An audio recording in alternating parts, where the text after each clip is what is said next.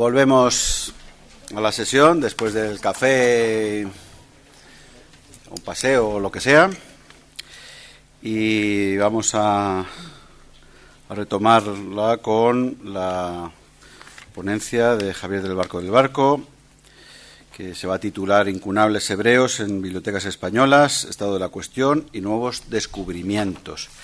Javier del Barco, al que agradezco como a todos los ponentes, pero vamos, lo quiero hacer también de forma individual, su presencia aquí con nosotros. Es doctor en Filología Hebrea, científico titular en el Consejo Superior de Investigaciones Científicas. Se ha especializado en la cultura manuscrita hebrea medieval, en la historia del libro hebreo hasta el siglo XVII. Su investigación se centra en cuestiones como el estudio e interpretación del libro como objeto histórico y cultural, la relación entre el objeto y el texto, prácticas de lectura, uso y circulación y la historia de la catalogación y el coleccionismo. Ha publicado numerosos artículos sobre estos temas, además de varios catálogos de manuscritos. Dirige el proyecto Legado de Sefarad II, la producción material e intelectual del judaísmo sefardí tardomedieval, 2016-2019, y colabora en proyectos internacionales relacionados.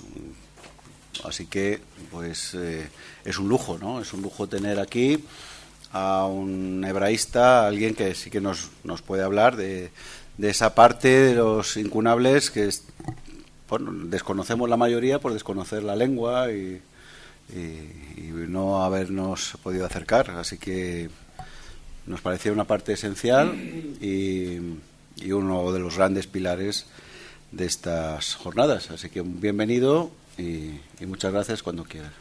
Muchísimas gracias, Fermín, por la invitación. Estoy muy contento de estar aquí. Agradezco muchísimo la invitación y la celebración de estas jornadas interesantísimas. Lo que siento es no poder estar en todas las sesiones. Pero bueno, imagino que no soy solo yo al que le pasa esto. Entonces, estoy realmente contento de poder, mi contribución va a ser muy pequeña porque simplemente voy a hacer una pequeña introducción al estudio de la incunabulística hebrea y me voy a centrar particularmente en mencionar el pequeño censo de incunables hebreos que se conservan en las bibliotecas y archivos españoles, y voy a dar noticia también de algunas recientes identificaciones que hemos podido hacer algunos colegas y yo de algunos incunables que hemos encontrado.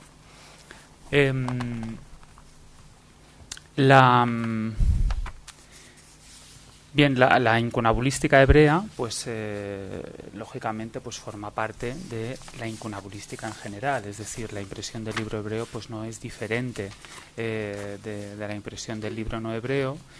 Únicamente, tiene una serie de particularidades derivadas, la mayor parte de ellas, de la lengua, lógicamente. Y también de lo que hereda la tradición, el incunable hebreo, lo que hereda de la tradición manuscrita hebrea. Hay una serie de elementos que se encuentran ya en la tradición manuscrita, sobre todo de la Baja Edad Media, a partir del siglo XIII, XIV, XV sobre todo, algunos elementos que se van a encontrar en un primer momento en los incunables hebreos, sobre todo en los de primera época. Es, por tanto, la incunabulística hebrea no es realmente un comienzo de cero de un tipo de producción del libro, sino que realmente recoge elementos de la tradición anterior, lógicamente modificados por lo revolucionario de la invención de la imprenta de tipos móviles. Cuando hablamos de incunabulística hebrea, estamos hablando de un periodo que cubre unos 30 años aproximadamente. No estamos seguros, pueden ser 31, 28, porque el primer impreso, el que se supone el primer impreso en hebreo, no tiene fecha y por lo tanto no podemos saber exactamente el año de edición. La primera edición datada, que sí tiene un colofón con indicación de fecha, es el comentario de Rashi al Pentateuco, que se publicó en Reggio di Calabria, en el sur de Italia. El impresor fue Abraham Bengartón y la fecha que aparece en el ejemplar, el 17 de febrero de 1475. El impresor, Abraham Bengartón, era de origen sefardí. No hay que olvidar que en ese momento el sur de Italia, bueno, pues está en la órbita política de la Corona de Aragón y por lo tanto digamos que los impresores del sur de Italia pertenecen culturalmente, dentro de las comunidades judías, pues pertenecen culturalmente a lo que se llama el área geocultural de Sefarad.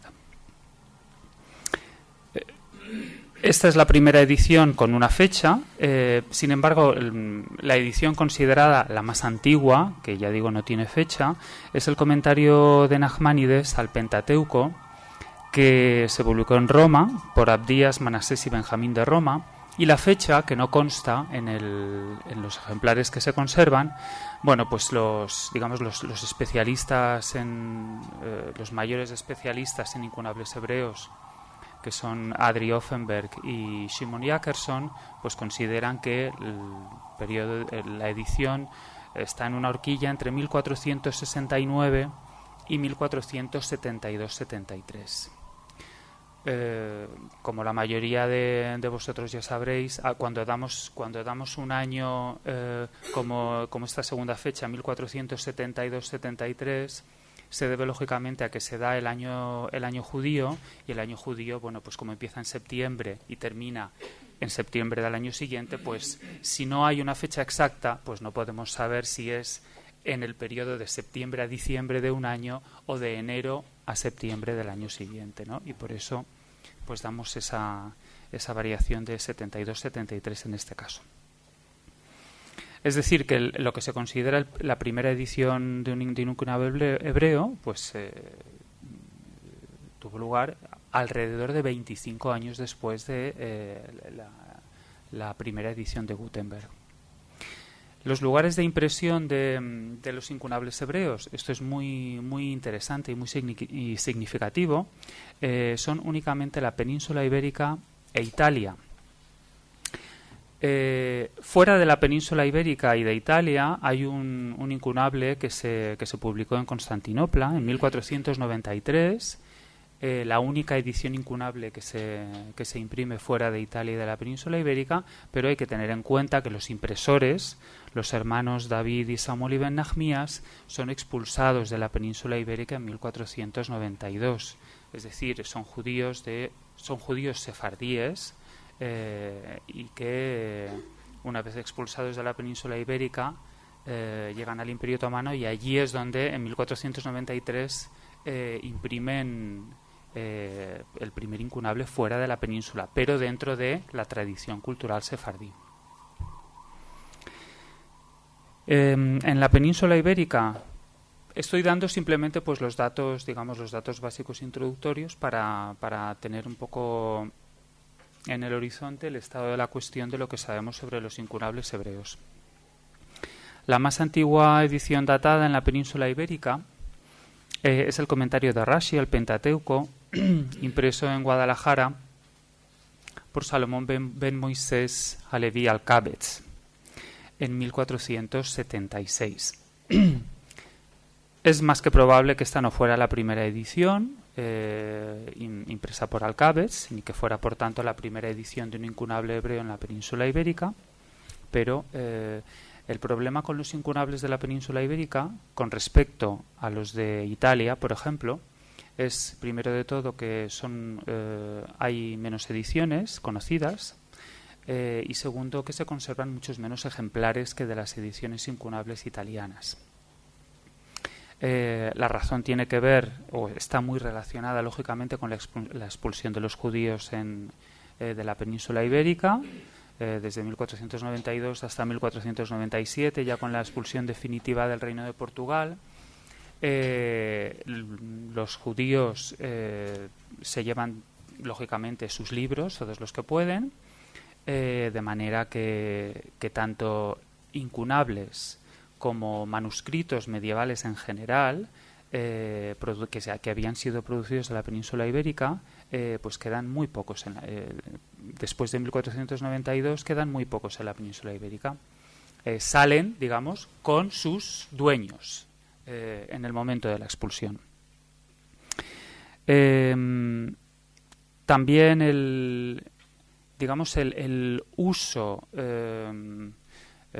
muy intenso que los judíos hacen de sus libros, y en particular los primeros incunables, como vemos, son comentarios al Pentateuco, comentarios a la Biblia. Son libros muy utilizados por los judíos en ese momento. Las comunidades judías medievales y tardomedievales son comunidades, por lo general, con un muy alto nivel de alfabetización. Todos los hombres por lo menos saben leer, muchos de ellos saben escribir, y muchos de ellos estudian los comentarios tanto a la Biblia como al Talmud. Es decir, son comunidades que están muy centradas en el estudio de sus textos religiosos, y por lo tanto un alto grado de alfabetización y por lo tanto un uso muy asiduo de sus libros, lo que puede explicar o puede ser uno de los factores que explique, por ejemplo, el hecho de que, bueno, pues de las pocas ediciones impresas en la península ibérica, pues hayan quedado pocos ejemplares, ¿no?, a lo largo de los siglos. Como decía, esta primera edición datada en la península ibérica de Shlomo Alkabetz, solamente se conserva un ejemplar completo en la Biblioteca Capitolare di Verona.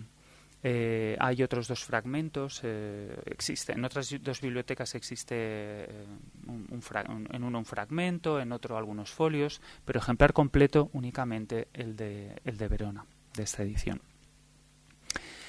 Para tener un poco el panorama geográfico, ¿no?, de qué imprentas había en la península ibérica donde se editaron, donde se imprimieron libros en hebreo, bien, que conozcamos pues las imprentas de Guadalajara, Híjar en Aragón, Zamora, y en el Reino de Portugal, Lisboa, Faro y Leiría. Esto lugares que sabemos por los colofones que se han impreso libros hebreos incunables.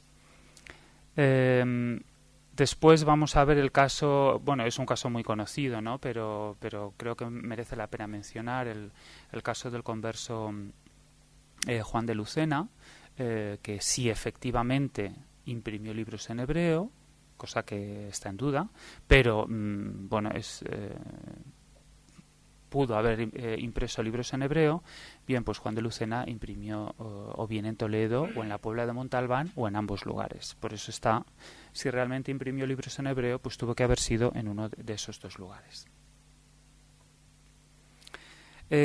Simplemente un repaso a los impresores que conocemos en la península ibérica, impresores de libros en hebreo en la época incunable. Bien, en Guadalajara, que es de donde procede el incunable más antiguo que conocemos, datado, bien, el impresor Salomón ben Moisés Alevi Alkabetz, que trabajó al menos entre 1476 y 1482.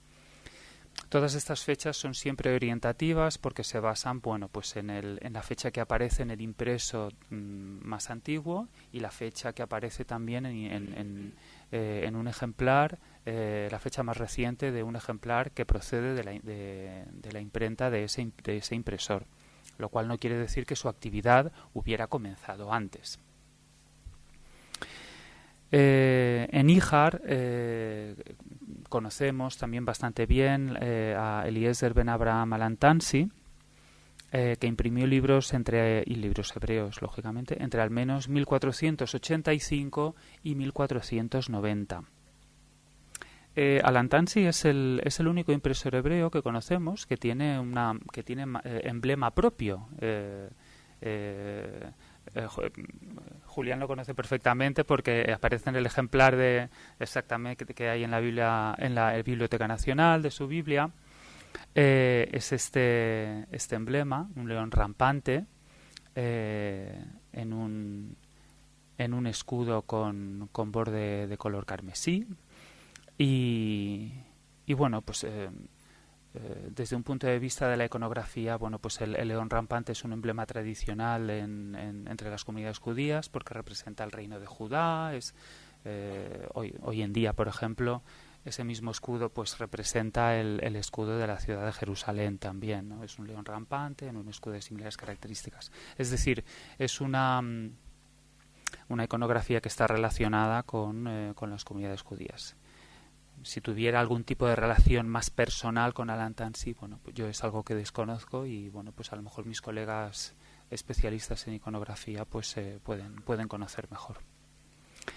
Bien, ese era el emblema de Eliezer Al-Antansi.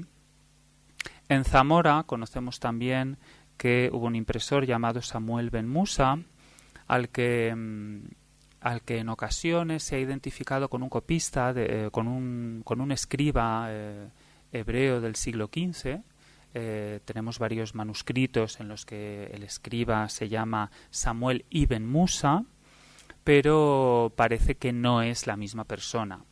En el campo de los estudios hebreos tenemos siempre este problema con los nombres, porque son todos nombres muy, vamos a decir, pues bastante comunes, y hay muchos que se llaman de la misma manera.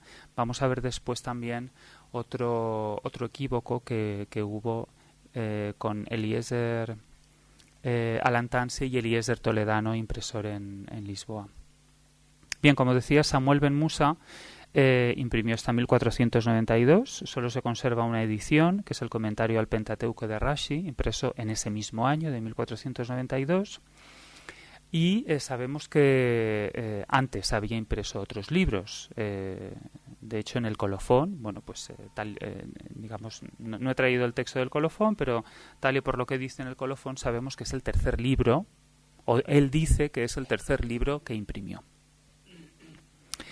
Si pasamos ya a Portugal, tenemos en Faro, bueno, pues la primera edición de un impresor desconocido, no conocemos el nombre, pero es una edición relevante porque es como todos mis colegas saben, la más antigua edición impresa en Portugal en cualquier lengua, es decir, el primer libro impreso en Portugal pues es un libro hebreo.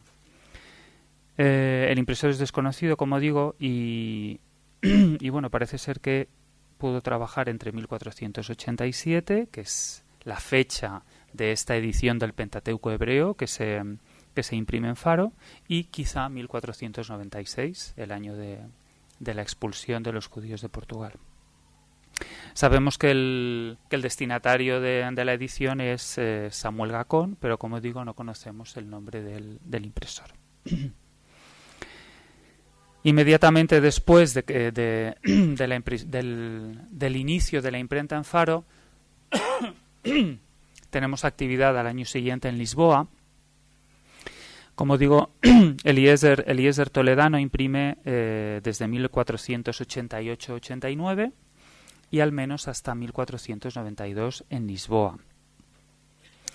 Eliezer Toledano imprime con los tipos que había utilizado Eliezer Al-Antansi en Híjar, y también utiliza las planchas de orfebrería que si no estoy equivocado había realizado Alfonso Fernández de Córdoba, y que Eliezer Al-Antansi utilizó, por ejemplo, en la edición de su Biblia hebrea.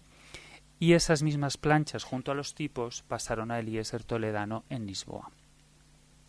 Bien, esa conexión entre la imprenta de Híjar y la imprenta de Lisboa, bueno, pues ha sugerido a muchos especialistas que en realidad Eliezer, ha sido una sugerencia durante muchos años, que Eliezer Toledano y Eliezer Al-Antansi eran la misma persona, porque la actividad de la imprenta de Híjar termina justamente, vamos a decir, en el mismo momento o muy poco antes de empezar la actividad de la imprenta en Lisboa. Entonces, bueno, pues una hipótesis era que Eliezer Al-Antansi se había trasladado a Lisboa y allí pues había seguido con la impresión de libros en hebreo. No obstante, esta hipótesis pues ha quedado descartada porque no hace demasiados años, hace, si no recuerdo mal, unos 6 años aproximadamente, Adri Offenberg encontró un documento en los archivos de la Torre do Pombo en Lisboa, en el que se menciona a Eliezer Toledano, precisamente mencionando su patronímico, es decir, el nombre de su padre. Y se le menciona como Eliezer ben Yehudá Toledano. Puesto que el nombre de Eliezer Alantán, si conocemos su patronímico, es Ben Abraham, bueno, pues parece ser que eso es una prueba, vamos a decir, bastante convincente de que no son la misma persona. Quería enseñaros las... Sí, aquí tenemos en la parte izquierda tenemos precisamente esa la decoración que utiliza Eliezer Alantansi en la edición de su Biblia de Ijar, editada entre 1487 y 1488, que es precisamente el mismo borde que utiliza Toledano, en Lisboa, por ejemplo, en esa edición del comentario a las bendiciones y oraciones de la liturgia de David Abu Darham en Lisboa en 1489.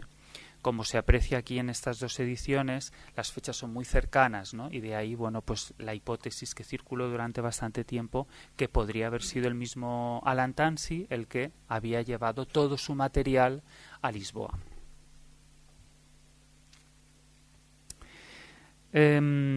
Bien, además de Lisboa, otro lugar de impresión en Portugal es Leiria, cerca de Lisboa, donde Samuel Dortas y sus hijos pues imprimen algunos libros entre 1494 y 1497.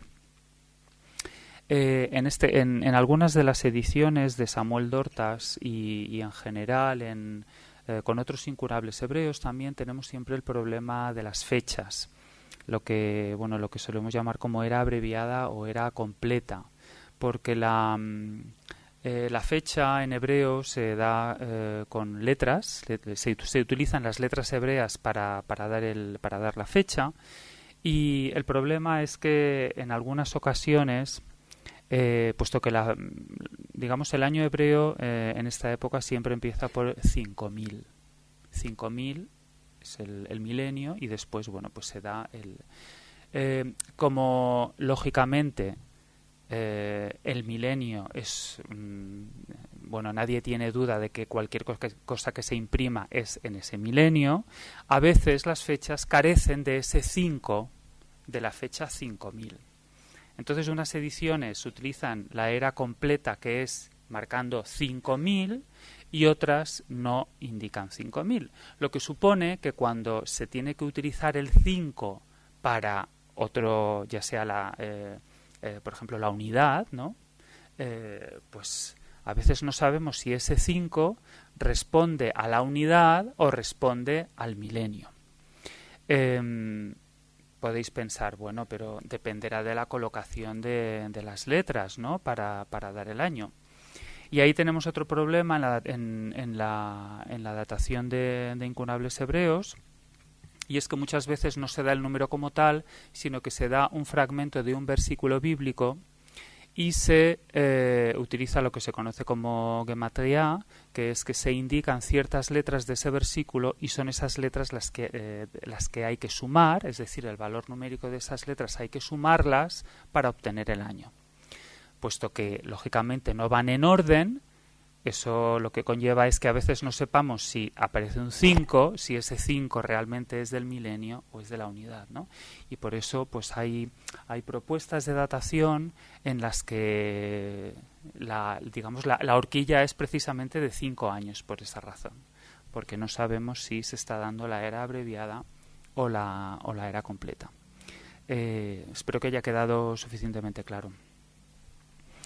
Bien, conocemos también otros impresores porque hay ediciones en las que aparece el nombre del impresor, pero no aparece el lugar de impresión o no aparece el año. Conocemos los nombres de Shem Tov ben Halas, Moisés ben Shealtiel.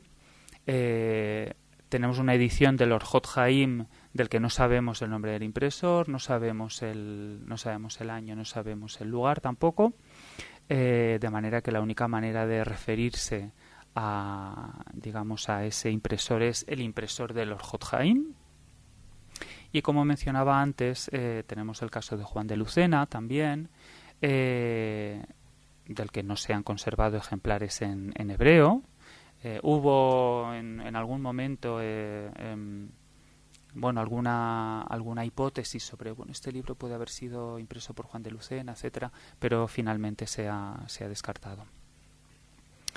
Sobre Juan de Lucena precisamente quería mencionar un proceso de fe muy conocido desde hace ya más de un siglo, pero es realmente pues de lo poco que podemos conocer acerca de la actividad de Juan de Lucena como impresor hebreo, y son los testimonios que aparecen en el proceso de fe contra su hija, Teresa de Lucena, un proceso que ocurrió entre 1530 y 1531. Teresa de Lucena fue acusada por el fiscal porque, literalmente, encendió candiles los viernes en las noches y guisó del viernes para el sábado y comió de ello. Vistió ropas limpias en los tales días y en otros. Leyó en la Biblia romanzada y guardó las Pascuas de los judíos con las ceremonias que pudo. Y comió pan cenceño y entró en las cabañuelas de los judíos y comió de sus frutas. Básicamente, pues le están acusando de judaizante, ¿no? Teresa de Lucena, lógicamente, era cristiana nueva, igual que su padre, y aquí de lo que se le acusa es de continuar con prácticas judaizantes. En ese mismo proceso de fe de Teresa de Lucena, pues aparece también la documentación de autoinculpación y reconciliación que habían hecho ya las hijas de Juan de Lucena en 1485. Catalina de Lucena, una hermana de Teresa, por ejemplo, confiesa haber participado en el negocio de su padre y afirma que su culpa fue ayudar a mi padre a hacer escritura hebraica por moldes, es decir, imprimir libros en hebreo, los cuales pecados yo hice, cometí siendo doncella en casa de mi padre. En ese mismo proceso aparecen también los testimonios de dos ayudantes de Juan de Lucena, Pedro de Mombel e Íñigo de Burgos, que fueron oficiales suyos de imprenta en la Puebla de Montalbán y en Toledo. Y ellos mismos afirman, ¿no?, en el proceso de fe, Juan de Lucena tenía trato de escribir de molde en hebraico. De la misma manera que Diego Fernández, hijo de Fernando Díaz Ganso había criado a Beatriz de Lucena, otra de las hijas de Juan de Lucena, en Sevilla, después que él se quedó viudo. Pues Diego Fernández afirma que Juan de Lucena era hombre leído y hacía él a la sazón muchos libros de hebraico de molde. Es decir, hay varios testimonios que parece ser confirman que efectivamente había impreso libros en hebreo. Finalmente, la sentencia en este proceso a Teresa de Lucena, se establece que efectivamente ella había ayudado a su padre en la imprenta, diciendo que, como ella había ayudado a hacer libros de molde en hebraico, además de todas las otras culpas, ¿no?, de las que se acusa a Teresa. Bien, quiero aquí únicamente recordar, esto es una pequeña mención realmente de los ejemplares impresos en hebreo, incunables hebreos que existen en las bibliotecas españolas. Es un censo, es una lista que que puede, lógicamente, y espero que varíe. Hay algunas bibliotecas en las que lo que hay está perfectamente. Tenemos el catálogo de incunables de Martín Abad, entonces en la Biblioteca Nacional no hay más incunables que los que ya están estudiados e identificados, esto es seguro. Sin embargo, algunos de las identificaciones que hemos realizado mis colegas y yo han tenido lugar en la Biblioteca del Escorial, puesto que la colección de libros hebreos del Escorial es una colección que por desgracia, todavía no está catalogada ni estudiada convenientemente. No hablo ya de los incunables, sino de toda la colección de libros hebreos del Escorial, que he tenido ocasión de ver, y es una colección magnífica, básicamente libros del siglo XVI en su práctica totalidad, y que lógicamente pues tiene mucha relación en cuanto a la historia de su adquisición, tiene mucha relación también con la adquisición de manuscritos hebreos durante el siglo XVI, pues antes de pues en la época de construcción del monasterio del Escorial, y con las actividades de Benito Arias Montano en Italia, en Flandes, y también la llegada de donaciones de ciertos miembros de la nobleza, fondos de la Inquisición, etcétera. Bien, simplemente para no alargarme, para no dar un listado, hay una lectura de un listado pormenorizado, simplemente recordar, en Madrid, en el Archivo Histórico Nacional, se conservan fragmentos de un ejemplar. Estos fragmentos los encontró Ignacio Panizo precisamente en el año 2009, revisando procesos de fe. Encontró fragmentos en hebreo utilizados como cartibanas, ¿no?, para el refuerzo del cosido de los procesos de fe, y me llamó por teléfono y me dijo: mira, por aquí han salido unas cosas en hebreo, ven por favor a mirar esto. Bueno, gracias a él pues tuve la oportunidad de poder estudiar estos fragmentos e identificarlos como fragmentos de una edición de la Biblia de Alantansi, precisamente la misma edición del ejemplar que se conserva en la Biblioteca Nacional. Después voy a enseñar algunas fotos. En Madrid hay 6 ejemplares de incunables hebreos. En la Biblioteca de Montserrat hay 2 ejemplares. Ahora después vamos a ver uno de ellos porque es especialmente relevante. En el Escorial, como decía,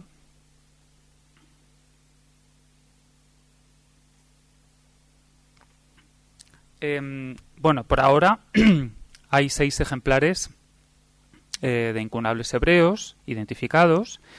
4 de ellos son Montalbán en Toledo, y ellos mismos afirman, ¿no?, en el proceso de fe: Juan de Lucena tenía trato de escribir de molde en hebraico. De la misma manera que Diego Fernández, hijo de Fernando Díaz Ganso había criado a Beatriz de Lucena, otra de las hijas de Juan de Lucena, en Sevilla, después que él se quedó viudo.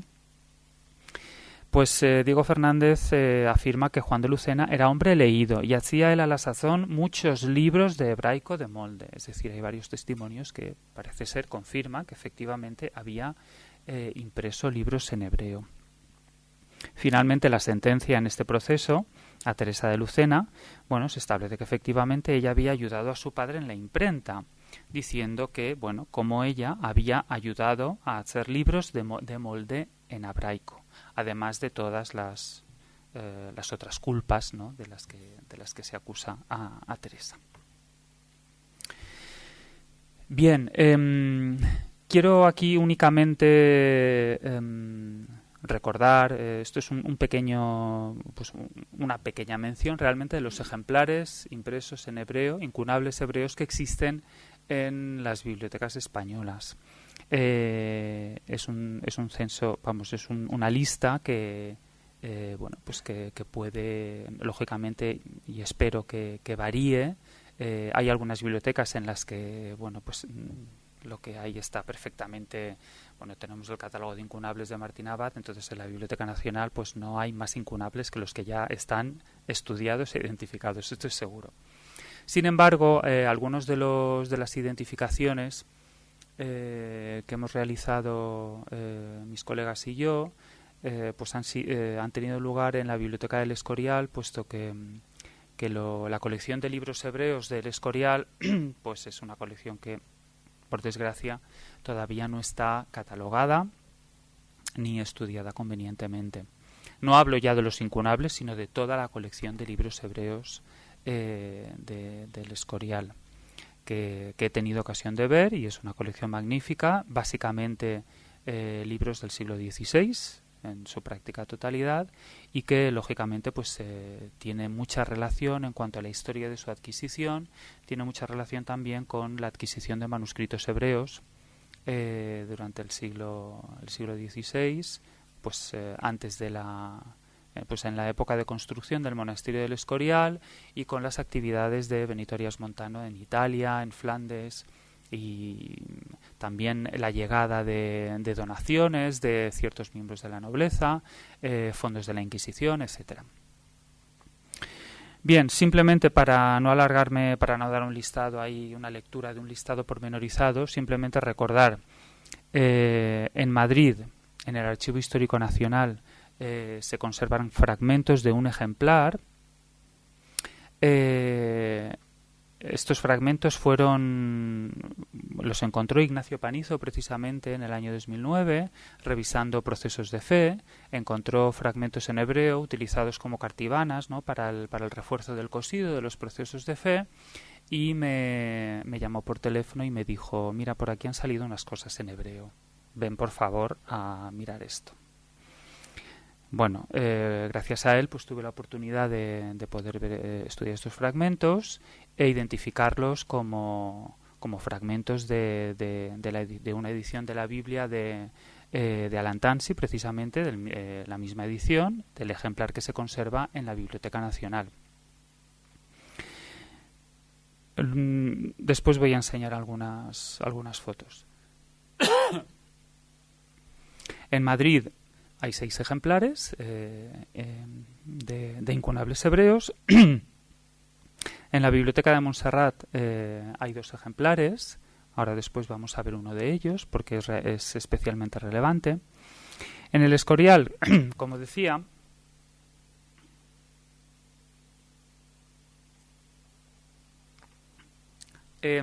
bueno, por ahora hay 6 ejemplares de incunables hebreos identificados. 4 de ellos son ejemplares que hemos identificado mi colega Esperanza Alfonso y yo en los 3 últimos años. Y bueno, y de hecho los 2 ejemplares que ya se conocían son los que aparecen pues en el catálogo de García Cravioto, por ejemplo, o en el catálogo de José Luis del Valle de los incunables del Escorial. Es decir, podemos, afortunadamente, a esos 2 ejemplares que se conocían podemos sumar otros 4 nuevos de la Biblioteca del Escorial. Otros 2 ejemplares en la Biblioteca Pública de Toledo, un ejemplar en la Biblioteca Universitaria de Valladolid. Y por ahora eso es todo. Es decir, como veis, son muy pocos ejemplares por ahora. Quizá pueda aparecer alguno más. Los más antiguos, hay una edición del Josipón de Mantua, impreso por Abraham Conat en 1475, que está en la Biblioteca Nacional, y también en la Biblioteca Nacional pues tenemos el Arba Turim de Jacob Ben Asher, impreso en Pieve di Sacco.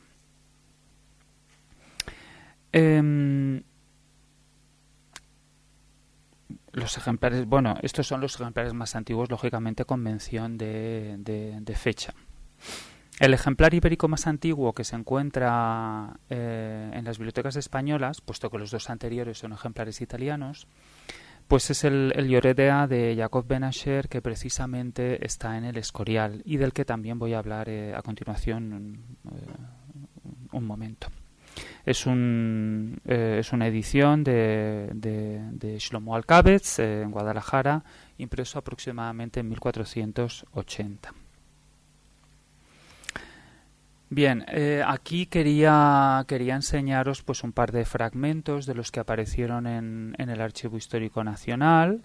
En el fragmento de la izquierda, como podéis observar, pues se utilizaba como cubierta de un proceso de fe, y en el caso de la derecha lo que tenemos es una cartibana que aparece ahí cumpliendo la función que se le asignó en la Inquisición, que es el refuerzo de la costura.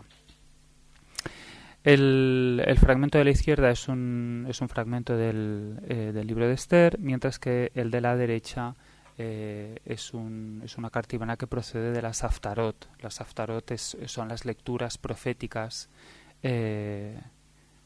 digamos, por orden litúrgico y no por el orden lineal de los libros, que aparecen en algunas Biblias hebreas. Tenemos, de hecho, en unos tipos de mayor tamaño, ¿no? El título Ele Advarim, que es el inicio del libro de Deuteronomio, nos indica que el texto que sigue a continuación es la lectura profética que corresponde a la lectura de la perícopa del inicio del libro de Deuteronomio. Bien, aquí quería mostraros el comentario de Nachmanides al Pentateuco, que, como he mencionado antes, pues es el que, esta edición es la que se considera la primera edición de un libro hebreo, aunque no hay una fecha en el colofón, pero se estima que entre 1469 y 1472-73, impreso en Roma, y este ejemplar es el que se conserva en la Biblioteca de Montserrat. Por lo tanto, pues aunque no está datado, bueno, pues en principio este sería el ejemplar más antiguo que se conserva de ningún libro hebreo en bibliotecas españolas.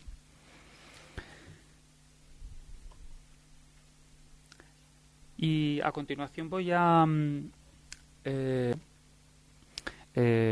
por Joshua Solomon Sonchino en Sonchino, lógicamente. Y como digo, esta es el primer folio del que aparece en primer lugar en ese volumen, y por lo tanto es donde se han anotado, hay distintas signaturas antiguas, ¿no? Los libros hebreos del Escorial, al igual que imagino el resto de libros del siglo XVI del Escorial, bueno, pues tienen distintas signaturas antiguas que reflejan, pues, la ordenación y la colocación de los libros en distintas estancias a lo largo de los siglos. La asignatura actual es la que vemos abajo, que se ha escrito en un color que pasa desapercibido, en un tamaño pequeño para que no moleste, en el primer folio, etcétera. Es 83-7-23, es la asignatura topográfica del volumen. Arriba tenemos algo, además de asignaturas antiguas, también alguna indicación antigua, ¿no? Como es Rab Samuel, que lo que refleja es, bueno, lo que aparece en las dos palabras en letras grandes. Dice Amar Shmuel.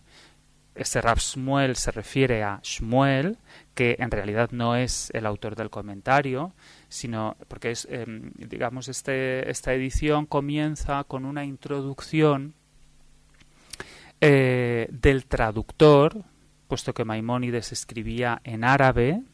El traductor del árabe al hebreo, Shmuel ibn Tibón, es este Shmuel que aparece aquí mencionado. Pero como es, digamos, las dos primeras letras así en caracteres más grandes que aparecen en el folio, probablemente, bueno, pues algún monje del Escorial en algún momento, ¿no? Al revisar los libros, pues bueno, Shmuel, pues esto, pues algún Rab Shmuel o Samuel o algo así. Y aquí quería mencionar, este no es ninguno de los ejemplares identificados recientemente, este es el ejemplar que he mencionado antes, que se conserva en el Escorial, de Shlomo Alkabetz, el Yoredea de Jacob Ben Asher, como decía, impreso en Guadalajara. Aquí lo que tenemos es, bueno, pues el final del libro. Este ejemplar es, digamos, una de sus peculiaridades es que, como veis ahí, los dos versos que componen esa mención final están separados en dos hemistiquios, pues las dos palabras finales de cada uno de los hemistiquios están al revés. Es decir, hay en el primer verso, primer hemistiquio, ¿no? Pone Nishlam Sefer de Ayore, que es el título del comentario, cuando debería decir Nishlam Sefer y oré de A, ¿verdad? Bien, pues eso ocurre en cada uno de los 4 hemistiquios, ¿no? Pero la razón por la que quería hablar de este ejemplar en particular es por pues por uno de los asuntos que realmente me interesan más en el estudio de los incunables y en general en el estudio del libro hebreo tardomedieval, ¿no? Sobre todo siglos XIV y XV, que es la época que me interesa particularmente. Es porque aparecen estas anotaciones, ¿no? Una, como veis, es la página, el último folio del libro, y otra es una página de un folio de los del principio con 2 anotaciones. En el folio de la derecha,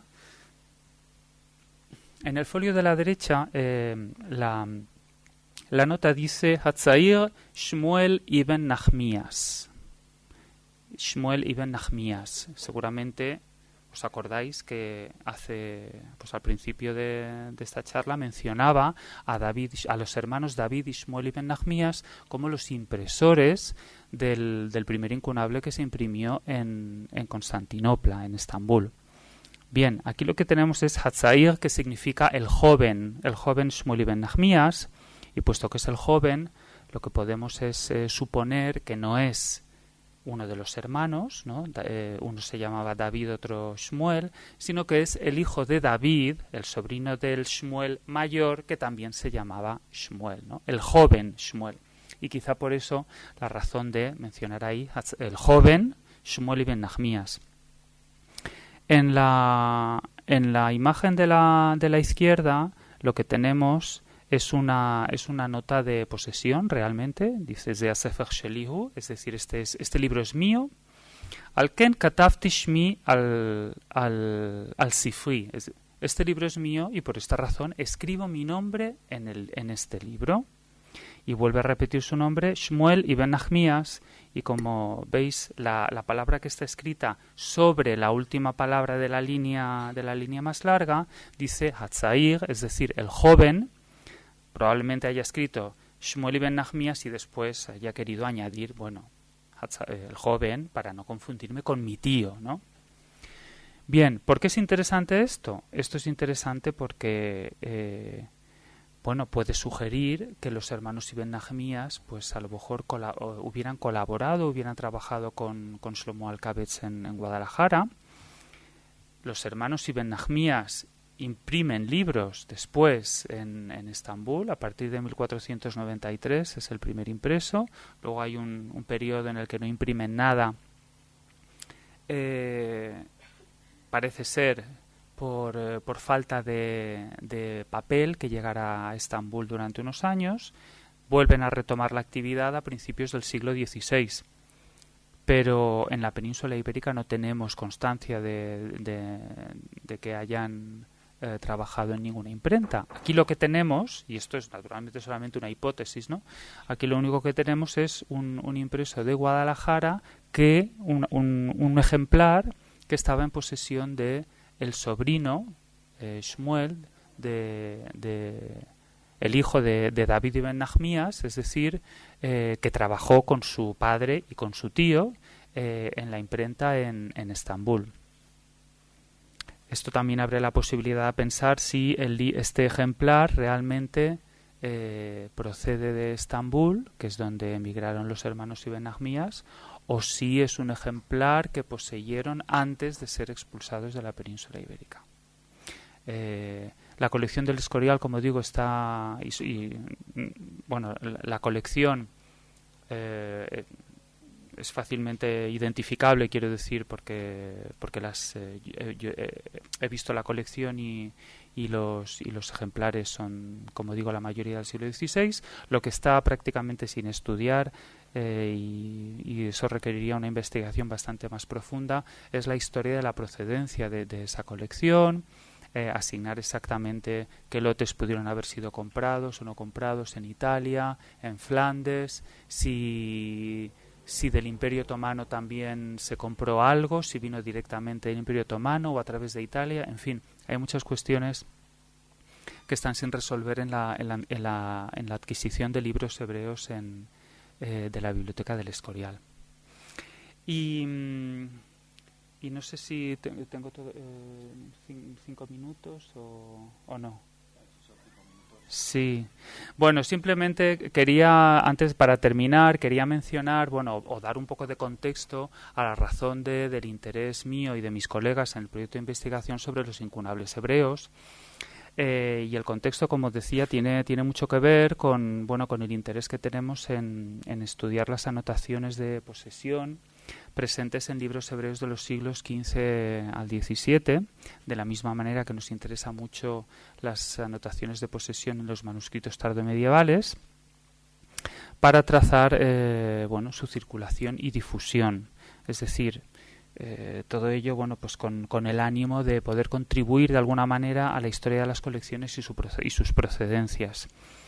En el caso del libro hebreo, esto lo hacemos en colaboración con un proyecto que se titula Footprints, Jewish Books Through Time and Space, que es una base de datos que registra lo que ellos llaman footprint, ¿no? O huella, cada huella en el tiempo y en el espacio presente en cada libro. Y bueno, pues he tomado ahí un pequeño texto que aparece en la página web de Footprints, en el que explica cada obra literaria representa un momento en el tiempo y en el espacio en el que se concibió y se documentó una idea. Esa idea se materializa en objetos concretos, los libros, cuya historia no termina cuando se imprime, sino que continúa durante mucho tiempo después de haber salido de la imprenta, al ser comprado, vendido, compartido, leído, censurado, confiscado, almacenado e incluso desechado. Y esa historia es la esencia de ese proyecto Footprints con el que colaboramos y bueno, al que contribuimos precisamente, ¿no? con la lectura, la transcripción, el estudio de todas esas anotaciones históricas que aparecen en los libros desde el siglo XV al siglo XVII, para intentar comprender mejor cuál es la circulación del libro hebreo en esa época. Y bueno, por mi parte nada más. Muchas gracias.